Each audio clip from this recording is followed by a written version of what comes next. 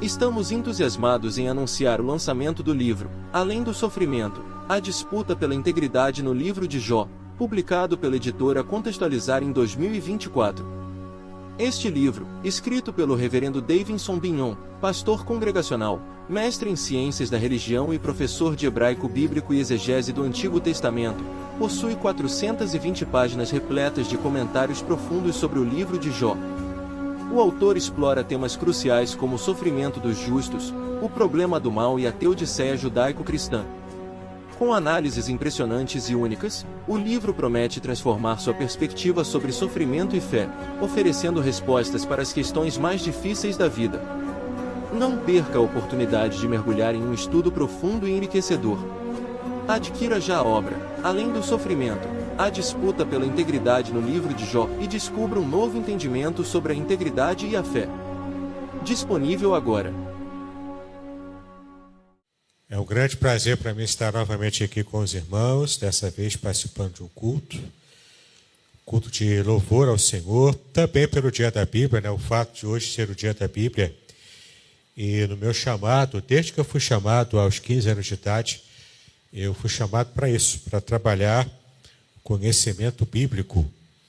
Então, desde a minha preparação no seminário e até agora, tenho buscado trabalhar isso. Então, para mim, um grande prazer estar aqui com os irmãos, rever o pastor Dinester, rever também a nossa querida aluna, também rever o pastor Wellington, meu aluno também de antigos anos, né? E saber o quanto o Senhor tem usado os nossos queridos irmãos. Eu quero convidar os queridos para ler novamente comigo o texto que foi lido no começo do nosso culto de hoje, que é o texto de Romanos, capítulo 1, versículos 16 e 17, que vai ser o tema, naturalmente, o tema que me foi fornecido sobre o Evangelho. É o texto que fala sobre essa passagem, Romanos 1, versículos 16 e 17. Depois eu me apresento um pouco melhor e falo também dos livros que eu trouxe para oferecer aos irmãos. Olha o que o texto diz: pois não me envergonho do Evangelho, porque é o poder de Deus para a salvação de todo aquele que crê, primeiro do judeu e também do grego, porque a justiça de Deus se revela no Evangelho de fé em fé, como está escrito, o justo viverá por fé. Amém, queridos? Eu sou o pastor Davidson Bignon, eu sou pastor auxiliar do pastor Idauro Campos, na Igreja Congregacional de Niterói, em frente ao antigo Carrefour, hoje Atacadão, ali em Neves. Então é um prazer para mim também trazer o abraço da minha igreja, do pastor Idauro, a todos os irmãos. Eu sou mestre em ciências da religião, sou professor atualmente de hebraico bíblico e exegese do Antigo Testamento nos seminários. Eu dou aula no Seminário Congregacional de Niterói, onde os nossos queridos pastores estudaram. Eu também dou aula no Betel Brasileiro, no Jonathan Edwards, enfim, alguns seminários. Tenho dado aula dessas disciplinas. E também tenho um canal do YouTube, um podcast também, exegese e exposição, onde eu falo de hebraico, grego, exegese, Bíblia de modo geral. Para você que se interessa por isso, acompanhe o podcast que também está no YouTube e no seu agregador de podcast, no Spotify, onde você quiser, você consegue acompanhar esses materiais que eu tenho trabalhado. Eu trouxe aqui 3 livros, os meus livros mais recentes, dentre os 20 e tantos livros que eu já tenho publicados, eu trouxe os 3 mais recentes. Eu trouxe apenas 5 exemplares de cada livro desse. Então, se você se interessar, corra que a polícia vem aí, não é?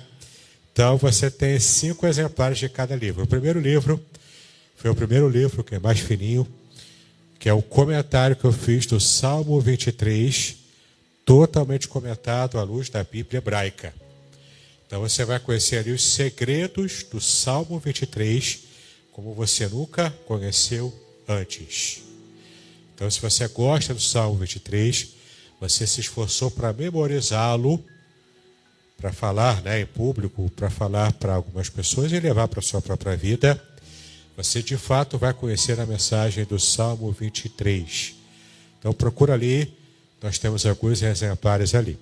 Além desse meu livro, Revelações Originais do Salmo 23, eu também escrevi um livro, que é o livro chamado Proteção Divina no Curso da Vida, que é a mesma pegada, é o comentário, palavra por palavra, versículo por versículo, à luz do hebraico, só que do Salmo 91.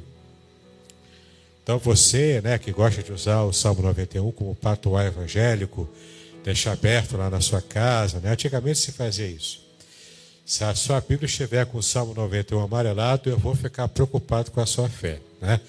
Eu vou achar que o pastor Dinister não está te ensinando adequadamente. Mas enfim, se você gosta do Salmo 91 e nunca entendeu direito a sua mensagem, acredite, esse meu livro, Proteção Divina no Curso da Vida, vai te revelar todas as mensagens que tem lá no Salmo 91.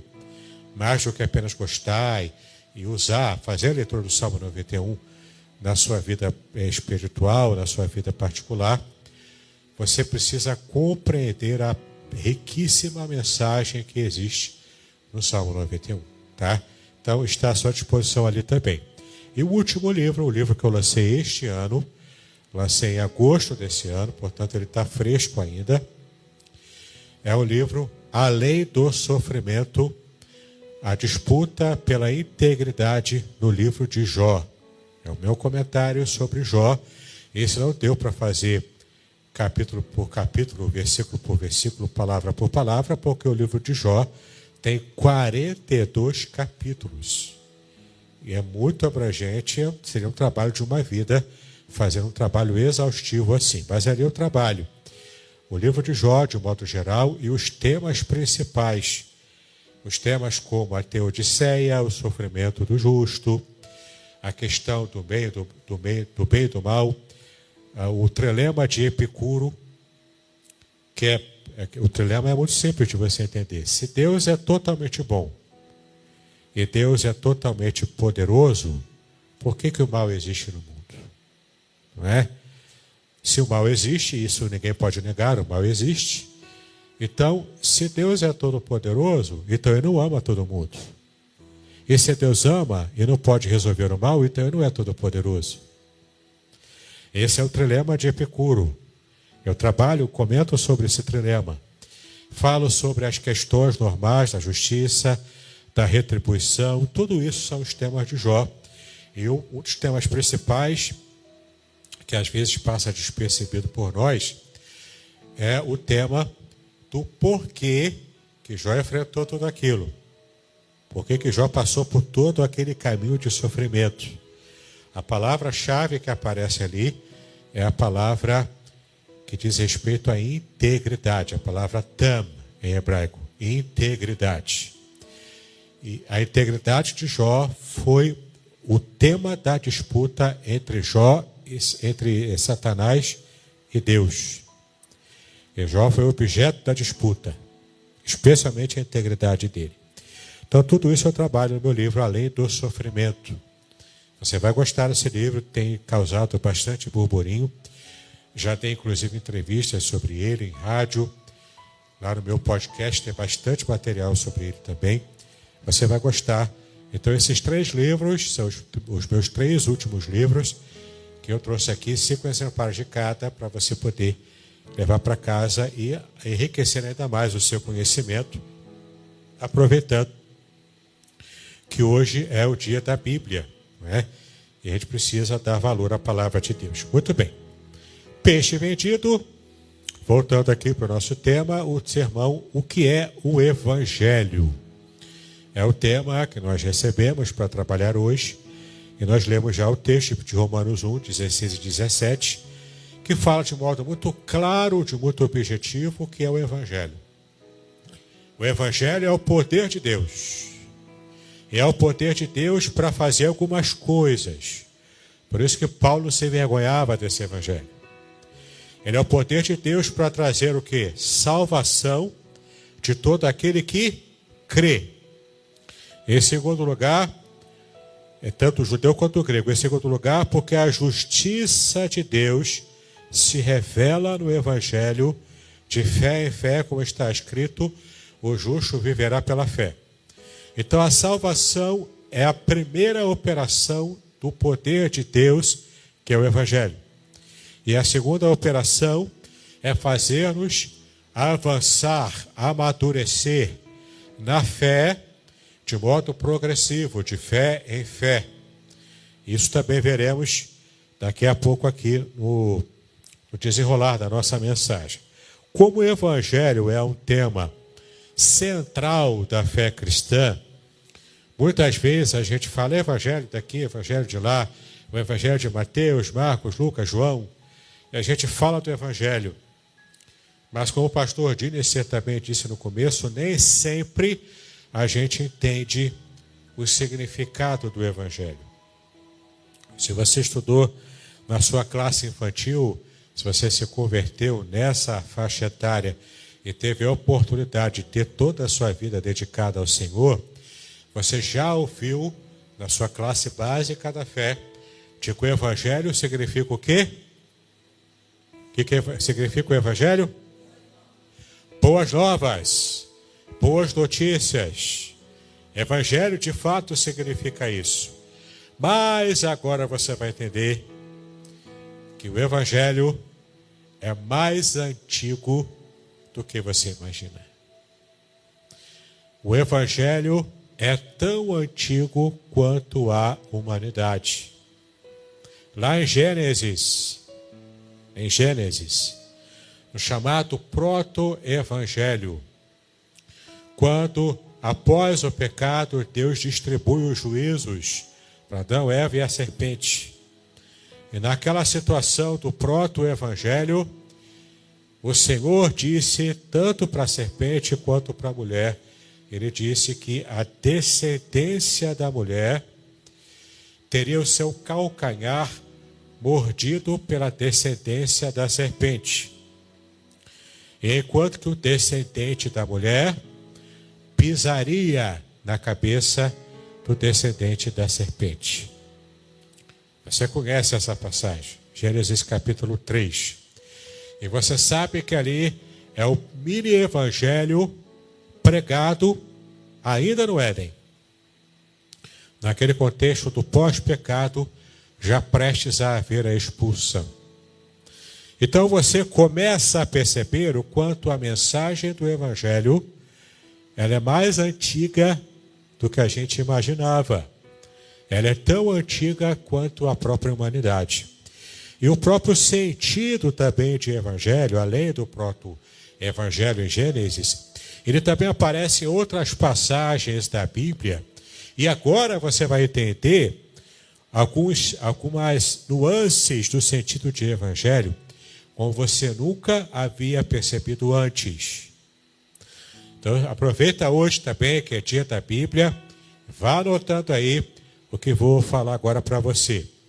Vamos ver agora o conceito de boas novas no Antigo Testamento. Vamos abrir rapidamente em Isaías, capítulo 52, versículo 7. Isaías, capítulo 52, versículo 7. Veja o que o texto diz. Isaías, capítulo 52, versículo 7.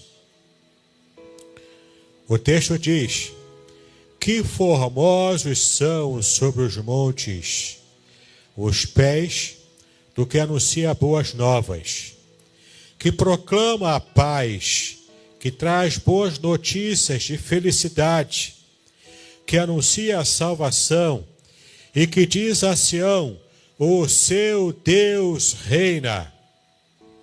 Esse texto de Isaías, capítulo 52, ele tem um contexto histórico. Esse texto se refere a uma situação que Israel estava pagando um alto preço pela sua rebeldia.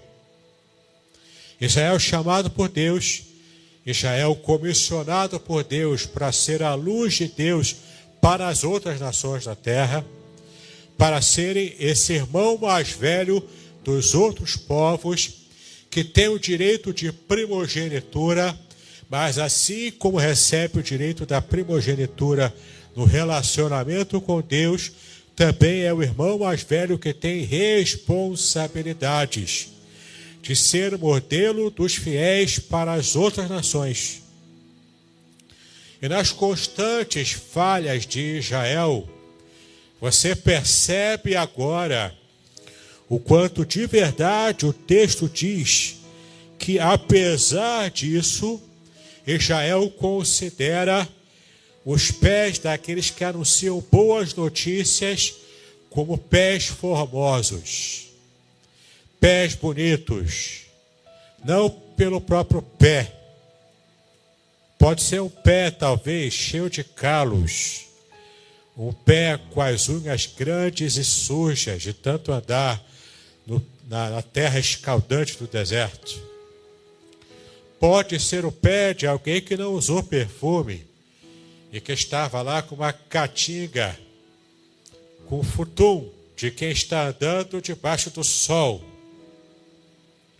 Mas se a mensagem é bonita, se a mensagem é de salvação, se a mensagem é de libertação do cativeiro, no caso do cativeiro babilônico, essa pessoa é bonita, esses pés são formosos.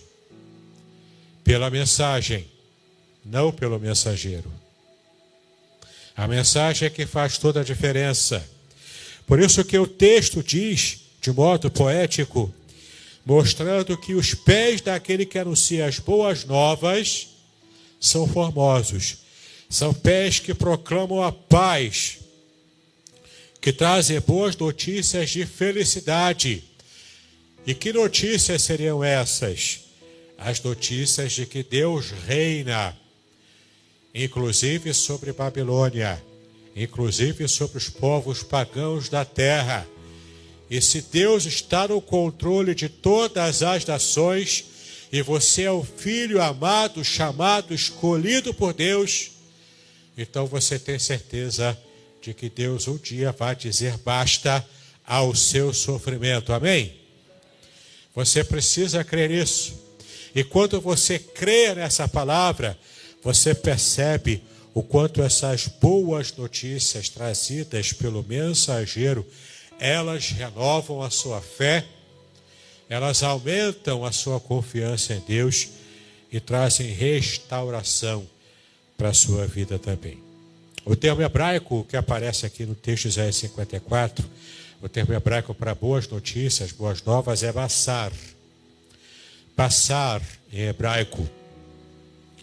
Então significa anunciar ou trazer boas notícias para quem está em sofrimento. E aqui em Isaías 52, versículo 7, como nós lemos, temos aqui 3 conceitos que o versículo traz envolvendo o basar, envolvendo a boa notícia, a boa nova. O primeiro conceito é o de shalom. Diga shalom. Você sabe o que significa shalom? Você sempre vai dizer para mim, shalom significa paz. Sim, é verdade, shalom significa paz. Mas o conceito de shalom vai além da própria paz. Vai além da paz no sentido de ausência de guerra. Mas o sentido bíblico de shalom é a paz decorrente de você estar com uma vida estabilizada. Você está com a felicidade completa, porque você não tem dívidas. Então, se você tem shalom, você não é brasileiro. Você não tem dívidas, você não tem doenças, você não tem problemas, você está tranquilo com a sua vida familiar. O seu emprego vai de vento em popa. Quando tudo isso acontece, você tem shalom. Quando tudo ao seu redor contribui para a sua felicidade, você está no conceito bíblico de shalom. Bom, se esse é o conceito bíblico de shalom, eu olho para o meu lado, olho para o meu outro lado. Não é bem assim que a minha vida é. Eu tenho doença. Minha família passa por doença. Minha vida financeira não é lá aquela Brastemp. Né? Então eu não tenho shalom? Sim, você pode ter shalom. Sabe por quê? Porque Jesus disse que Ele nos daria a sua paz, a sua shalom. E a shalom que Jesus dá não é a shalom como o mundo oferece. Então você olha para o lado e olha para o outro, e você vê dificuldades, mas a sua fé, o seu coração, a sua paz interior, ela está intacta. Porque o texto bíblico também diz que a paz de Cristo é uma paz que excede a todo entendimento. A sua vida pode não ser perfeita, como o conceito bíblico original de shalom significa. Ela não está perfeita. Mas você consegue manter a serenidade em meio às tribulações. Como Jesus que dormia no meio de uma tempestade. A serenidade que você pode manter-se vai, inclusive, precaver que você tenha colapsos mentais, que você tenha algum tipo de problema emocional mais grave. Porque você tem a confiança naquele que tudo pode fazer na sua vida. Então, a paz aqui, a shalom, que nós recebemos em Cristo, significa o nosso relacionamento com Deus, que antes estava rompido por causa de Adão e Eva. Em Cristo, tivemos a reconciliação com o Senhor.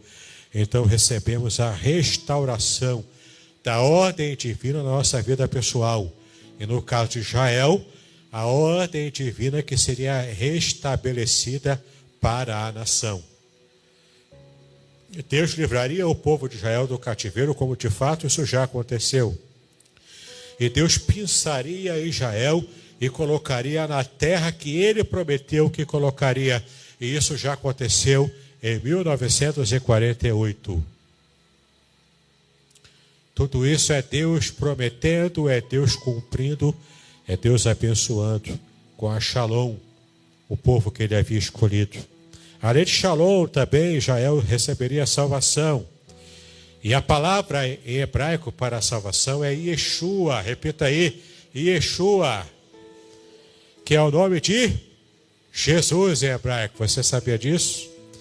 Yeshua, o nome de Jesus em hebraico. E Jesus significa literalmente Yeshu Iá, Yeshu Salvador. Iá é uma forma abreviada de falar Iavé, ou falar o nome do tetragrama sagrado, o nome de Deus. Então, Deus, o Deus da aliança, o Deus do tetragrama sagrado, o Deus da aliança com Israel, salva. Ele salva através do mérito da obra do Senhor Jesus Cristo. E é isso que nos traz reconciliação com o juiz de toda a terra, com o Senhor Deus das nossas vidas. E muitos cristãos não sabem do que eu vou falar agora. Se eu perguntar para você do que você foi salvo, você vai dizer: eu fui salvo do inferno. Eu fui salvo do cramunhão. Aí faz assim, né? Foi salvo do capeta, do chifrudo. Nada, está tudo errado, tudo errado, tudo errado. E agora a sua peruca vai cair. Sabe do que você foi salvo? Você foi salvo da ira de Deus. Por isso que Jesus disse: não tema o diabo, porque não pode fazer nada contra você. Tema aquele que tem o poder de lançar você no inferno. É Deus. Em Cristo todos nós fomos salvos da nossa situação de inimizade e de ira do próprio Deus, que é o único juiz de toda a terra. Entendeu? Por isso que o Evangelho é a salvação, é o poder e a alegria. Porque antes você estava abrigado com o ser mais poderoso do universo. E hoje você é amigo dele. Muito melhor ser amigo de Deus do que ser inimigo dele, não é verdade? Alegra-se por isso então. Além disso, o texto de Isaías 54 também diz que Deus reina. Veja que interessante, Deus reina. O fato dele ter um reinado, claro que é uma metáfora, porque a figura do rei é uma figura humana, é aplicada a Deus para mostrar para nós o quanto Deus domina sobre o universo inteiro. Então, o reinado de Deus é um lembrete de que Deus está no controle, governando soberanamente todas as nações, inclusive a nossa, inclusive o Brasil, com os desmandos que temos visto agora, com toda essa bagunça desenfreada que estão fazendo em nosso país. Creia, Deus está no controle da nossa nação. Se você teme o Senhor, você se alegra por isso. Se você não teme ao Senhor, você pode ficar nervoso. Mas Deus domina sobre essa nação. E sobre todas as nações da terra. Então essas foram as boas novas para o Antigo Testamento, de que Deus prometeria, e de fato prometeu e cumpriu, a chegada do Mashiach, do Messias, do Senhor Jesus, que trouxe reconciliação e plenitude no nosso relacionamento com Deus. Amém? O Evangelho também aparece no Novo Testamento. Veja lá em Romanos capítulo 1, versículo 16 a 17, que nós já lemos, tá bom? Quando Paulo diz que o Evangelho é o poder de Deus. E aqui ele usa a palavra para Evangelho, que a palavra Evangelho em português foi derivada do grego. Em grego é Evangelion, que é a tradução para o grego do conceito de bazar no Antigo Testamento. Então, bazar é aquele que anuncia as boas novas. Aliás, bazar, né, com S. Que é aquele que anuncia as boas novas. E Evangelion, que veio o Evangelho em português, é o mesmo sentido. É aquele que traz boas notícias, boas novas. E nesse texto que a gente leu aqui de Romanos 1, aparece a palavra Evangelho.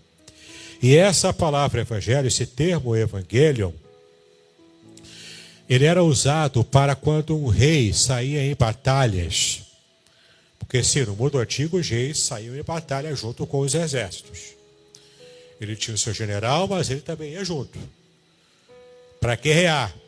E quando o exército vencia uma batalha, e o exército voltava vencedor, com os povos conquistados feitos como escravos, amarrados, e todo o exército chegando com pompa e circunstância, com toda a beleza de um exército vencedor, com os estandartes do exército vencedor tremulando ao vento, e aquela comitiva, aquela procissão do exército chegando, aquilo era o Evangelho, porque era a notícia de que o rei venceu mais uma guerra e que a maior parte dos mortos estava no exército perdedor. E temos agora a conquista de mais um pedaço de terra ou de mais uma nação para a expansão do nosso reino. Evangelho era uma palavra usada, portanto, nesse contexto. E a fofoca, o purpurinho ia indo, olha, nosso rei venceu mais uma, mas a nação tal, agora é nossa também. E a notícia ia se espalhando. Isso era o Evangelho. No contexto greco-romano. Mas então Jesus e os próprios evangelistas, eles pegam esse conceito do Evangelho, da boa notícia, daquela felicidade, daquele frisson pela notícia nova, e que era de felicidade para aquela nação. Ele pega então esse conceito e diz, olha só, existe uma notícia ainda mais maravilhosa do que a notícia de um rei que vence um exército, que vence uma nação. É a notícia de que a nossa situação perante Deus agora está finalmente resolvida de uma vez por todas. Não precisa mais ficar matando os animaizinhos. Não precisa mais ficar seguindo aquele monte de ritual judaico antigo, porque hoje Jesus pagou o preço e a gente está liberto disso. Assim como a mesma alegria que Israel recebeu a boa notícia de que o reinado de Nabucodonosor havia terminado, Ciro havia conquistado e seria muito mais tranquilo, muito mais fácil com Ciro, o povo podia festejar quando voltasse à sua terra, como de fato aconteceu. Agora a gente percebe que esse mesmo tipo de alegria pode ser potencializado. E é a alegria que chegou até o coração de cada um de nós aqui. O Evangelho, segundo Paulo, é o poder de Deus, é o dinamis. E alguns pregadores mal informados podem dizer, o dinamis é dinamite. Não é? A palavra grega dinamis deu origem à palavra dinamite. Mas para pensar. A dinamite é uma força estrondosa que serve para destruição. Mas o Evangelho é a força estrondosa que serve para a salvação, para a restauração, para a vida eterna, para a bênção. Então o Evangelho não é uma dinamite. O Evangelho, se vai destruir alguma coisa, destrói o pecado, destrói o cramunhão. Mas o Evangelho é o poder de Deus, ele é a força explosiva de Deus. É uma força ativa, operante, poderosa e explosiva, sim, mas para fazer o bem. Não para detonar, não para destruir, mas para trazer vida, e vida é abundância. O Evangelho, além de ser o poder de Deus para trazer essa salvação, ele revela a justiça de Deus. Porque a justiça de Deus, que requeria derramamento de sangue para que houvesse salvação, ela recaiu sobre o seu Filho. Não foi sobre nenhum outro ser humano, a não ser o próprio Deus encarnado. A justiça pesada do Pai recai sobre a vida do Filho. E esse peso todo que ele carrega na cruz do Calvário é o peso do meu pecado, do seu pecado, de toda a humanidade que estava ali sobre ele. Sobre as suas pisaduras, nós fomos sarados. O profeta Isaías fala isso no capítulo 53. Quando trata do servo sofredor. Cristo carregou sobre si o peso dos nossos pecados para ele produzir a justiça. Para Deus produzir a justiça a nosso favor. E então nos declarar justos perante ele próprio, o justo juiz de toda a terra. E o Evangelho, o texto também diz que o Evangelho é o poder de Deus. Ele possibilita a justiça de Deus, ele manifesta a justiça de Deus em favor da humanidade. E o Evangelho deve ser recebido por fé. A palavra grega, pistis, para fé, ele também é uma tradução do conceito hebraico emuná. Essa palavra emuná que aparece aqui no texto de Abacuque 2,4, que foi citado por Paulo, inclusive, quando ele diz que o justo viverá por fé. Fé aqui é emuná em hebraico, e emuná significa você está apegado firmemente, a firmeza pela qual você está apegado a Deus, a sua confiança em Deus. O conceito bíblico de fé não é apenas o assentimento intelectual a um sistema de doutrinas que a Igreja Batista te ensina. Envolve também isso, mas não é só isso. O conceito bíblico de fé, ele envolve a sua confiança em Deus. e o quanto você está consistentemente apegado a essa confiança que você tem com Deus. E se você tem confiança em Deus, por que você tem? Porque você primeiro, lá atrás, você estabeleceu um relacionamento com esse Deus. Não tem como você ter fé no Senhor se você não tem um relacionamento prévio com Ele. Não tem como você ter confiança em Deus se você primeiro não estabeleceu esse relacionamento com Ele. No Antigo Testamento era através da nação de Israel. A partir de Cristo, é Cristo que promove o relacionamento e a reconciliação que temos com Deus. Então você tem um relacionamento com Ele. Você está em dia com esse relacionamento com Ele. Você está apegado com firmeza a essa fé, a esse relacionamento, a essa confiança. E quando você está agarrado lá, ninguém solta. Ninguém te solta do seu relacionamento com Deus. Essa firmeza, essa consistência é que vai te sustentar na hora da calamidade. Por isso que o justo viverá pela fé. Por isso que a fé te sustenta. Porque ela é alcançada por meio desse relacionamento com Deus. E Cristo, Ele mesmo se revelou com a plenitude desse evangelho. Veja lá em Lucas, capítulo 4, versículos 18 e 19. Lucas, capítulo 4, versículos 18 e 19. E o texto diz o seguinte: Jesus dizendo: o Espírito do Senhor está sobre mim, porque Ele me ungiu para evangelizar os pobres, enviou-me para proclamar libertação aos presos e restauração de vista aos cegos, para pôr em liberdade os oprimidos e para proclamar o ano da graça do Senhor. O texto é claro em dizer que Cristo veio para pregar o evangelho, as boas notícias, as boas novas. Abassar, como está em hebraico. Ele veio trazer as boas notícias de libertação, salvação. Ele veio proclamar isso. Trazer a libertação para aquele que estava preso. E ele, portanto, personaliza o evangelho.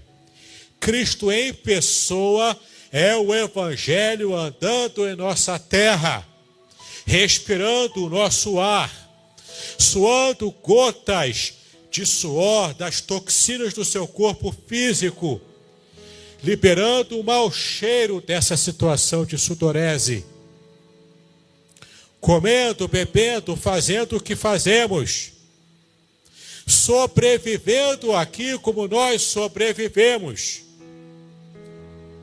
Ele é o evangelho encarnado, é o evangelho perambulando, é o evangelho proclamando a graça de Deus.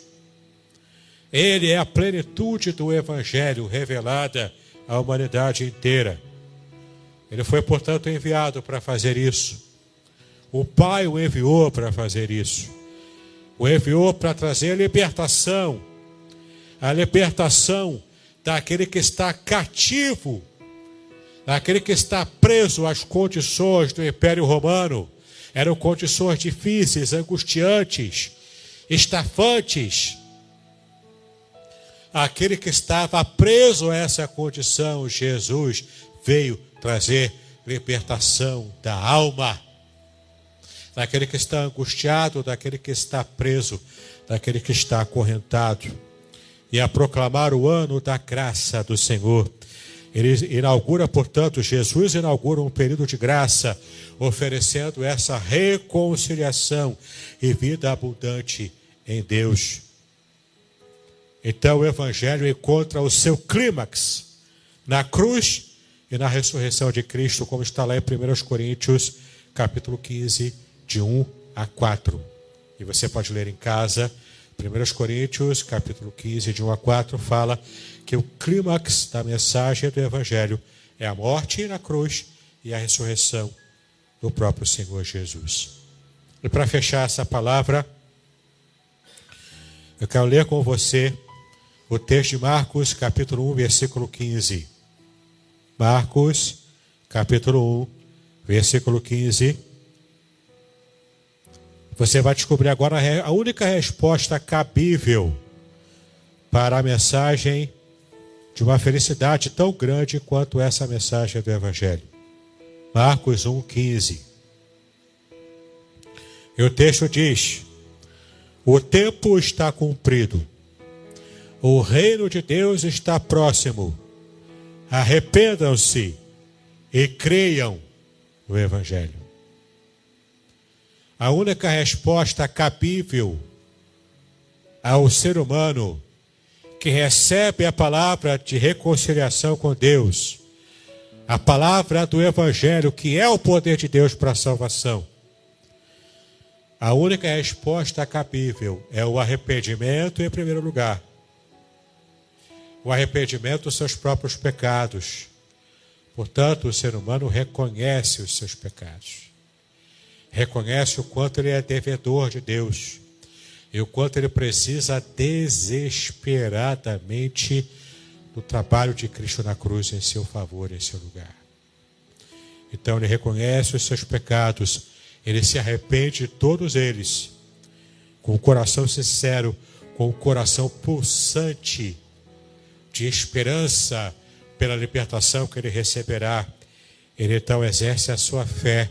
Ele começa ali o start da sua fé, o início da sua fé salvífica, o início do seu começo de vida, da sua mudança radical de vida. E com isso, ele oferece, ele recebe, aliás, a vida eterna, a vida com a consistência de eternidade que Deus lhe dá. Ele oferece e ele recebe de bom grado. Então, porque recebeu a vida eterna, que é a vida com consistência divina, ele vai oferecer a Deus o serviço de consistência também de toda a sua vida, a serviço do Rei, a serviço do Senhor. Não há outra resposta cabível que não seja essa: arrependimento, fé e dedicação no serviço vitalício, no serviço até o fim da sua vida, para agradar e agradecer o Senhor, que usou o Evangelho para te salvar, para te chamar, porque o Evangelho é o poder de Deus. Amém? Como conclusão, essa é a melhor notícia que a humanidade podia receber. E agora você tem, diante dessa boa nova, dessa boa notícia, um desafio: proclamar com ousadia esse Evangelho, essa boa notícia, do jeitinho que eu expliquei para você hoje. Você vai proclamar essa mensagem para as pessoas que ainda não conhecem a alegria de servir a Deus, de ter a sua vida reconciliada com o Senhor. Que nós, como igreja, que essa igreja batista, o novo tempo, que todos nós, servos de Deus em Cristo Jesus, pastores, líderes, pessoas comuns da igreja, que em nome de Jesus a gente possa cada vez mais tomar a consciência do nosso dever de proclamar o Evangelho para as pessoas que precisam ouvir essa mensagem. Em Hebreus 10, 39, nós vamos fechar com esse versículo final de arremate. Hebreus 10, 39 diz assim: mas nós não somos dos que retrocedem para a perdição. Entretanto, da fé para a preservação da alma, ou para a preservação da vida. Não retroceda na sua fé, não retroceda na sua confiança em Deus, não retroceda, mas avance proclamando o Evangelho. Confie de que Ele é o poder de Deus, então Deus vai te usar para salvar muitas vidas para a glória do Senhor. Que Deus nos abençoe, em nome do Senhor Jesus Cristo.